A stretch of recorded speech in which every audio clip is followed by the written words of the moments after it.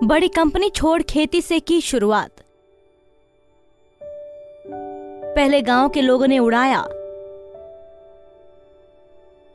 अब सालाना लाखों रुपए की कमाई। कहते हैं अगर किसी काम को करने की सोचो तो कड़ी मेहनत के बाद सफलता मिल ही जाती है। उत्तर प्रदेश के रायबरेली में रहने वाले आनंद मिश्रा की कहानी भी कुछ ऐसी ही है।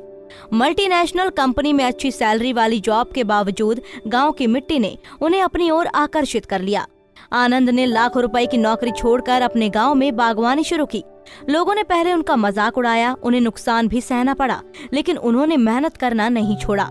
आनंद ने खेती के लिए काफी रिसर्च करने के बाद नींबू की बागवानी को चुना, जिससे आज वो इस खेती में नए आयाम स्थापित कर रहे हैं। इसी मेहनत की बदौलत आज उनकी अलग पहचान बन चुकी है। रायबरेली में आनंद मिश्रा को लेमन मैन के नाम से भी जाना जाता है। अपने इंटरव्यूज में आनंद बताते हैं कि पढ़ाई के बाद 2002 में मेरी जॉब एक प्लास्टिक फर्नीचर कंपनी में लगी। नोएडा में पहली पोस्टिंग के बाद बतौर आउटसोर्सिंग हेड पटना, पंजाब, राजस्थान और हरियाणा में रहा। अच्छी सैलरी, बड़ा घर, गाड़ी और जीवन में वो सब कुछ था जिससे जिंदगी आसान हो जाती है। लेकिन जब भी त्योहार या छुट्टियों में घर आता, मेरा मन यहीं रह जाता। मल्टीनेशनल कंपनी में मोटी सैलरी मिलने के बाद भी मन को संतोष नहीं मिल रहा था। कुछ अलग कर दिखाने की इच्छा थी, जिसे पूरा करने के लिए इस्तीफा देकर खेती शुरू की। जब 2016 में नौकरी छोड़कर घर आ गया तो बीवी और बच्चों ने मुझे सपोर्ट किया, लेकिन मां नाराज हो गई।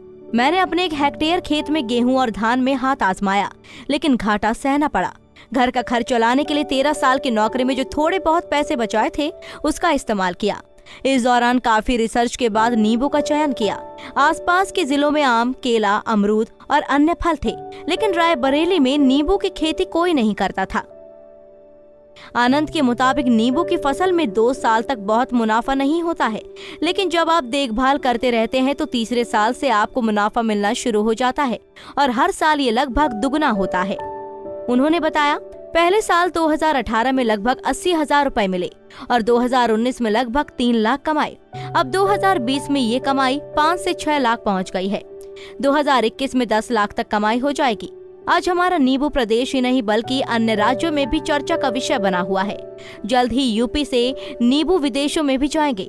उत्तर प्रदेश के किसानों के अलावा मध्य प्रदेश, राजस्थान, झारखंड, बिहार, महाराष्ट्र के किसानों द्वारा लगातार नींबू की खेती के विषय में जानकारी लेने के लिए लोग फोन करने के साथ साथ खुद भी आते हैं। मैं सोशल मीडिया के जरिए भी खेती के बारे में बताता रहता हूँ। आनंद बताते हैं कि लाखों की नौकरी छोड़ खेती शुरू करने के बाद लोग उनका मजाक उड़ाते थे, लेकिन अब उनका मकसद किसानों की मदद करना है।